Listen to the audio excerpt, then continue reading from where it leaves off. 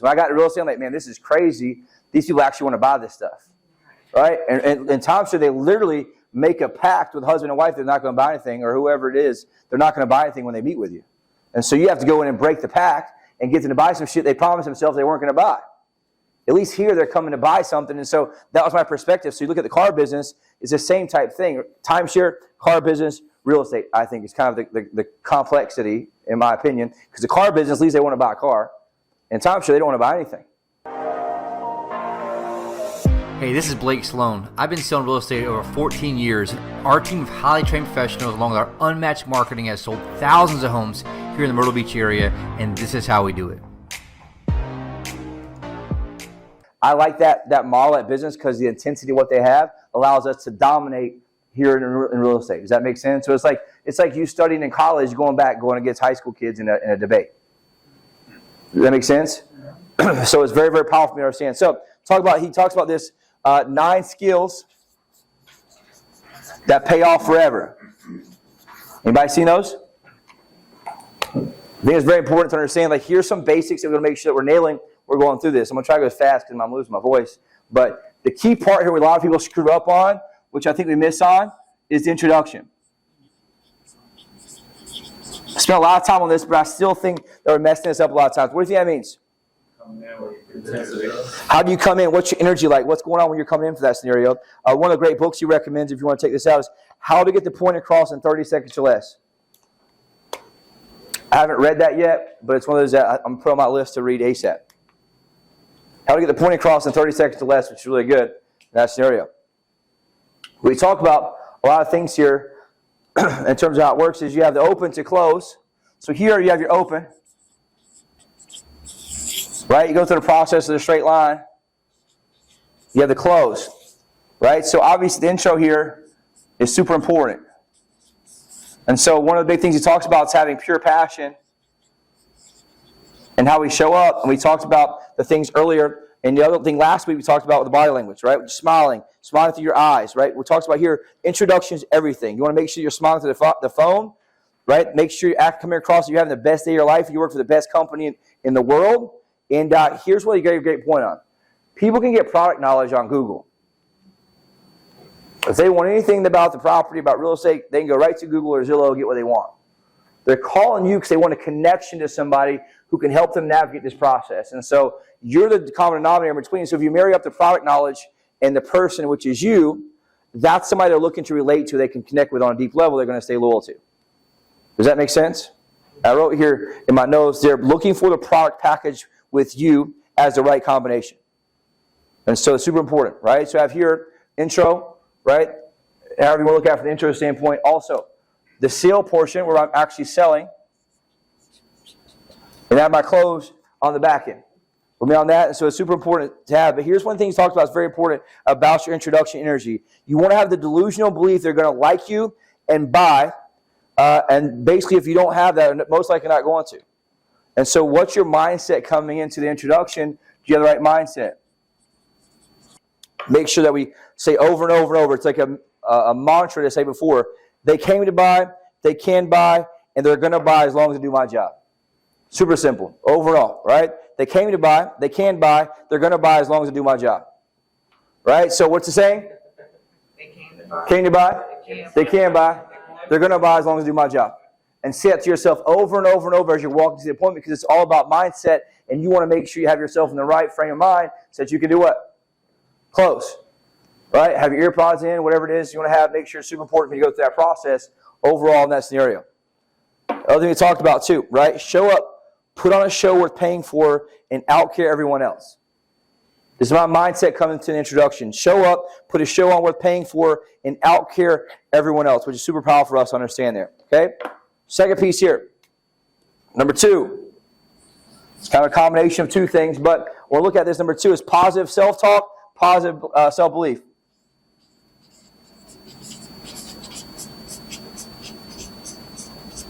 Positive self-talk, self-belief. What do you think that means? Yeah, and this is more so about us, not really about the client. I want to make sure I'm managing my positive self-talk. Understand this is not just about the presentation. This is just all the time in general, and some of the things that are super important is this: you'll never earn more than your own self-worth. I've taught this before, but this is a great reminder for everyone here. You'll never earn more than your own self-worth. And so we talk about the only limitations, the ones you put on yourself. And so here's a question I want you to ask yourself. What are you saying about you? What are you saying about you?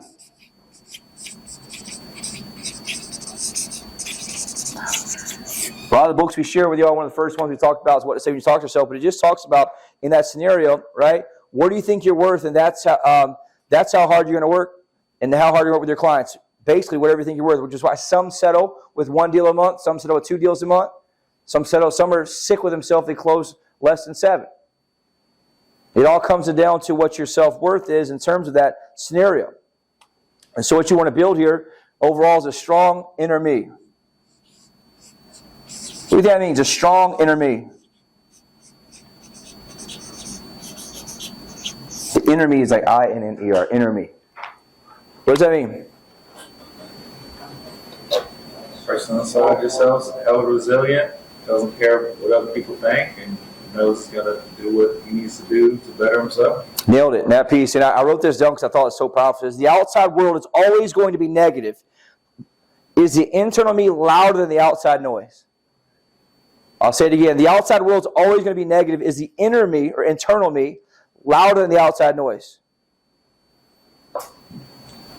I wrote down here that you have to be good talking to you.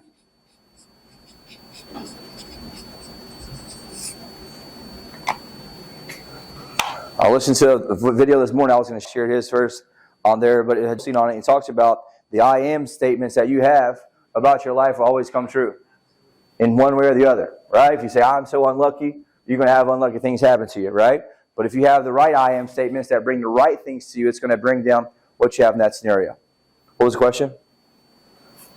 You missed the last part? Yeah, I said the outside world is always going to be negative.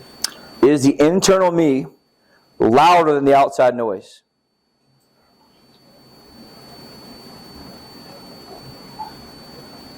Super important piece there. Next 2 pieces of this we have confidence. And we know that confidence comes from what? Competence. And competence comes from repetition. You know that repetition is the mother of all skills. And so the next thing I want to make sure I have in terms of my overall positive self-talk, self-belief is, do I have the confidence? And if I don't have confidence, how do I fix that? You can borrow from other people. That's a damn good way, right? Listen to Jordan Belfort and that. But the other way I want you to do it is all you got to do is just out-practice. Out-practice. Right? It's just reps. You ever watch the PGA and these guys are hitting these tee boxes in front of like 3,000 people circling them? I think like, holy shit, how could these guys do that? I'd probably whiff the ball, right? But why do they do that? How do they do it and just smash it and not care? They made hundreds of thousands of swings over and over and over when no one's looking. Just their entire life. And so they become the best of the best, and so they don't give a shit who's looking. They stand up there at the tee box and smash it 350 yards down the fairway without thinking twice. Why? Because of repetition. And so you all want to make sure you're having that same amount of repetition that's bringing you confidence and competence in what you're doing over and over and over. All right? And one thing to note here is the way I talk to myself creates confidence, right?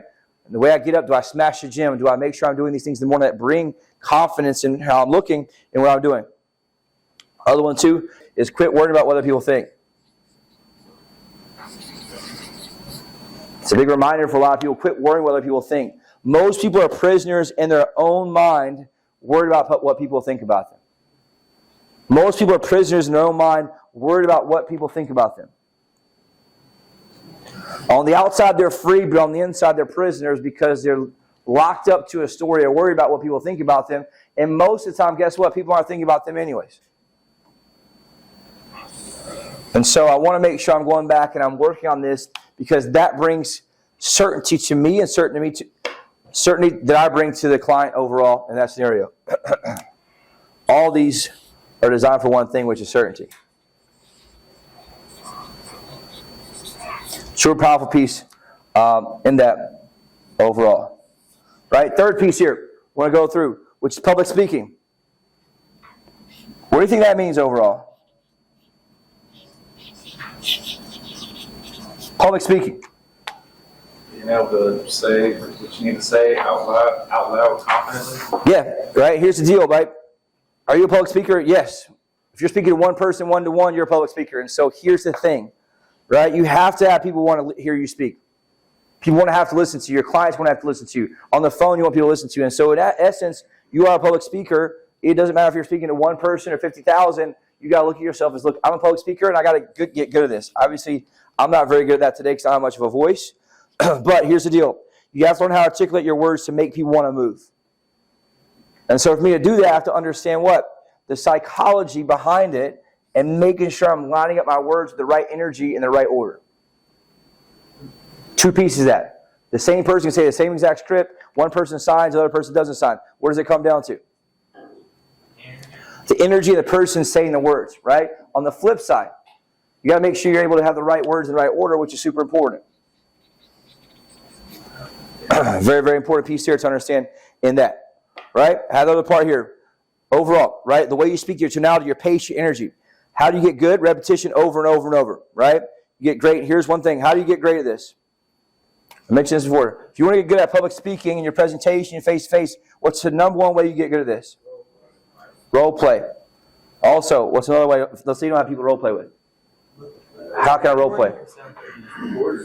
You set up a camera and you do what? You record your presentation.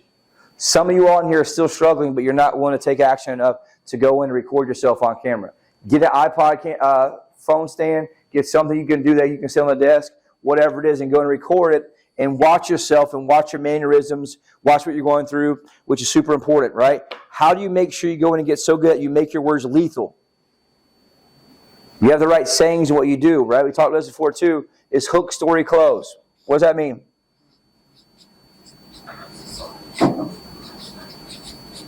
Hook, story, close. What does that mean?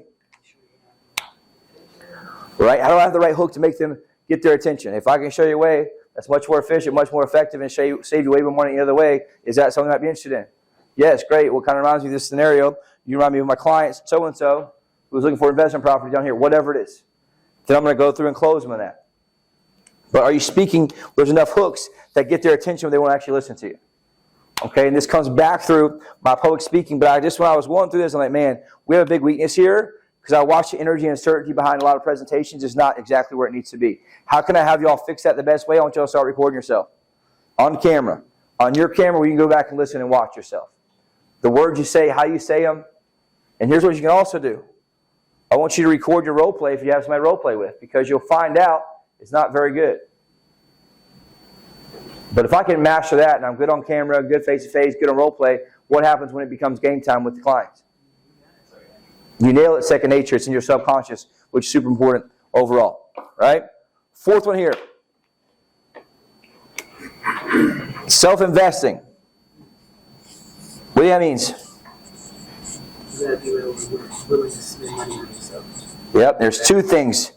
You got to be willing to do two things. You got to be willing to spend money and time. Most people aren't even willing to invest their money and time. And here's why. You are your number one asset. I've taught this over and over and over. The number one asset you have in your life is you.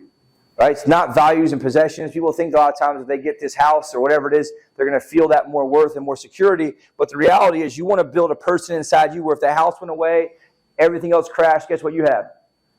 A skill set and a mindset you can return from that within 12 months. That's what gives you liberation from this fear and scarcity that you live in, where you want to make sure you have this self-belief overall, which is important. I mentioned this a couple weeks ago, is that formal education makes you a living, but self-education makes you a fortune. Right? Now I have here that your security should be in you, not in any items overall. And so, how do you do this? You just learn and emulate from those that have been where you want to be. On the real estate side, the sales closing side, whatever is in that scenario, right? But here's one thing I took that was a big aha. Most people's entertainment budget is higher than their self-improvement budget. All right? Fifth skill, super important. Listening.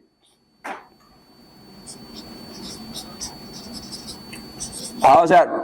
What does that mean, you think, in terms of relevance to what we're talking about here?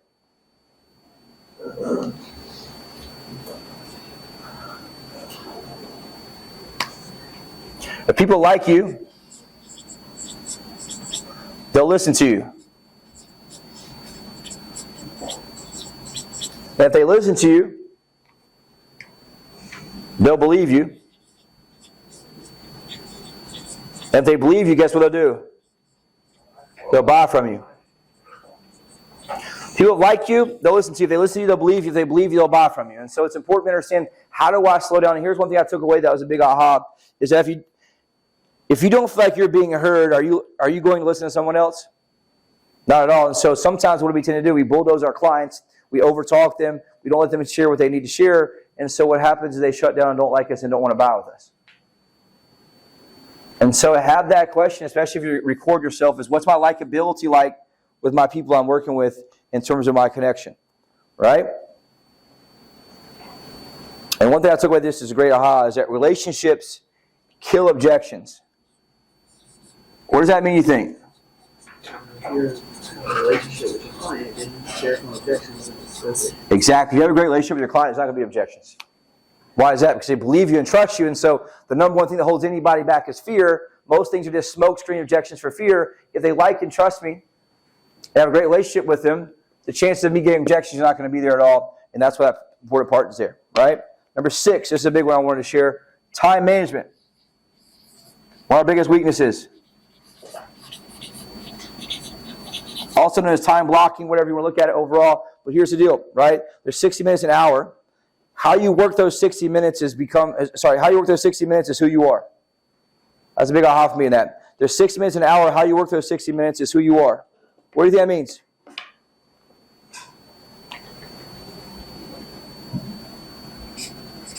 How do you utilize a full 60 minutes? There's times looked at me and I've been disgusted with how I spent 60 minutes, right? Because I'm obsessed with what time is and how much time is. And so it's important for us to understand and constantly self-correct. Okay? How do I do that? I want to make sure I plan tomorrow today. What does that mean? Every night, the night before, every day, the day before, you're doing what? Taking time, look at your calendar, plan your day tomorrow, which would include what? Things like self-improvement, practicing role play, help overall, self-development. And so I want to do that night before, which is super important for me to do, right? Make sure I'm living by that calendar. That's how you got to get to elite, is master this overall, your exact schedule. Andy Elliott talks about he does from 4:45 in the morning to midnight, which is crazy, right? That's the next level in terms of that. He talks about what's important to you, and you have to know what your priorities are. And so one thing we talked about is what gets scheduled gets done. The reason most of the self-improvement is not getting done because it's not getting what? Not getting scheduled. Just take some time to slow down and speed up, I think, which is super important in that scenario. That's how you compress time frames. But the crazy thing to look at is at the end of the day, most people spend 1/3 of their life on social media. And again, you get your weekly screen time breakdown. It's probably in line with that.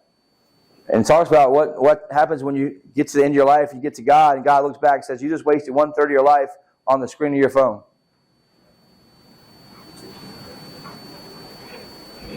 And so it's important for us to get control of that. And if I do social media, what I do?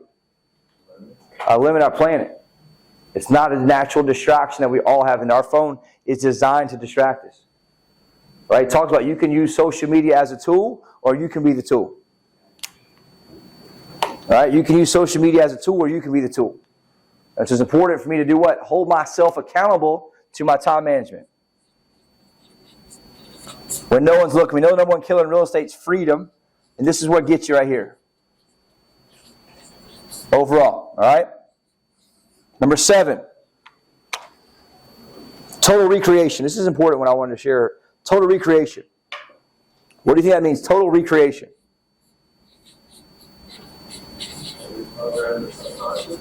Reprogramming who you are. Most of us came from some type of hardships, right? The experiences we had, our identity, right? And so that way that you came up that shapes your identity has created the glass ceiling that you have in your life right now. I'll say it again. That identity that you've been shaped and how you came up has created the glass ceiling that you're living on right now. And the only way for you to break that is to do what? Is to push through it and recreate total recreation of yourself. And how you do that is you decide that that's not who you're going to be anymore. You're going to be the different version of you. I want to fix this. Vision board. I've had multiple ones. I still have one that's huge and it's framed in my house that a lot of these cool things on it. I'll be able to get a lot of those already. Right? One of them had a Maserati, had a big ring on there, all kind of stuff. And it's kind of crazy how that shit works out. And so I want you to have a vision board, not just stuff, but I want you to have on your vision board, who are you going to be in 12 months from now? What are you going to look like? What's your thought process? What are your habits? And have that on your vision board. It's a great reminder for me to go back and do an updated one because I've hit multiple vision boards already. I used to be really big into that. It's a great thing, right? You want to tell yourself aloud to become that person you're hunting down. 1 year of committing to the grind and getting stronger, right, will be an amazing difference. And overall, right, there's a guy or a girl inside of you that you haven't met yet. The fastest way for you to unlock that and get that glass ceiling is for you to what? Visualize it, create it, and then hunt it down. We talk about through Warrior a lot of times. We used to talk about this, who do I have to become, right? You see someone with a $15 million house, you ask yourself a question, who do I have to become so that I can be the person that buys that house and cuts that check for that? And so I want you guys to think about that, of like, how can I get better at having that vision board and kind of reignite myself and make sure I'm hunting. Most people just get stuck in the rut, and you don't realize the reason that you're stuck where you are is because of the glass ceiling that comes along with your identity. And so it's going to help you break through that in that scenario. Number 8, coming down to the bottom here. Number 8 is going to be skills. What does that mean in terms of what we've been talking about? We've got a skill up right now in the current marketplace, period. We gave a bunch of examples of that, right? Undeniably, right? Are you undeniably the best in the world at what you do? Most of us say no. And so we got to make sure that we're getting to that scenario. And so here's what you understand. In this current changing market, skills are the new currency. What does that mean, you think? More skills you have, the more money you make. Period. The more skills you have right now in today's market, the more money you're going to make. Now, I found those numbers. I was telling y'all about the Hunger Games thing. I was telling you about that I saw Tom Ferry's year. I found the numbers. So the real estate agent Hunger Games, in 2012, there was 999,000 realtors. In 2023, 1.6 million realtors. So 600,000 more realtors. You with me on this? But here's the crazy part. In 2012, there's 4.5 million transactions. 2023, 4.5 million transactions. And so you have the same amount of transactions overall, which is 4.3 million. But you have what? 600,000 more agents. Almost 3,000 of those agents are right here in our marketplace. Overall. And so until that happens, right, as this contraction happens overall, you have to make sure you're skilling up because deals are going backwards in our marketplace, 20 to 30% less, depending on which month you look at. We got to make sure that we're skilling up. And so here's the deal, right? Skills are what's going to make the biggest difference going forward in that scenario. And so here's the deal. Learning that needs to be a lifelong pursuit. But here's the overall thing. Failing to reach your goals and always lacking skill or strategy is lacking focus, right? Average people with laser-like focus are more dangerous than distracted talent. And so it's just, here's a big takeaway too, is those that can self-correct are forever wealthy. Those that can self-correct are forever wealthy. What does that mean, you think? Yeah, you got to be willing to look at yourself in the mirror and tell yourself the truth. The most dangerous thing that you can do is believe your own bullshit. And so that's something that's super important right now, is the ability to call yourself out, hold yourself accountable, and course correct earlier. That way you don't wait to hit the bottom of the pit before you finally self-correct. Knowing your numbers, knowing your huddle attendance, knowing what's going on makes a big difference in that scenario. And the last thing here is understanding that dreams come with a price. What does that mean, you think? Putting in the time. There's some amount of sacrifice that happens. You got to do what you do. 100%, right? Because here's currently what you have, where you're at, right? Overall here. This version of you, where you're at in this scenario. In the middle is where your dreams are.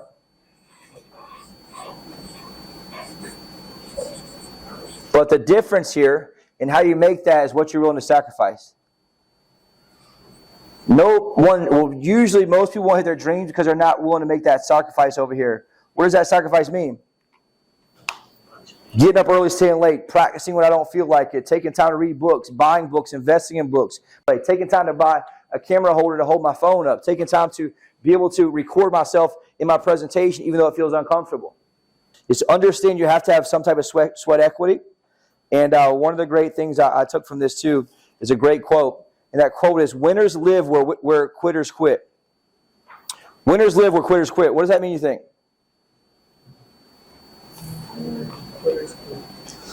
Where you win at right here is past the point where most people quit. Most people want to try to live on and try to learn on the fly. They want to learn face-to-face with clients instead of practicing on their own.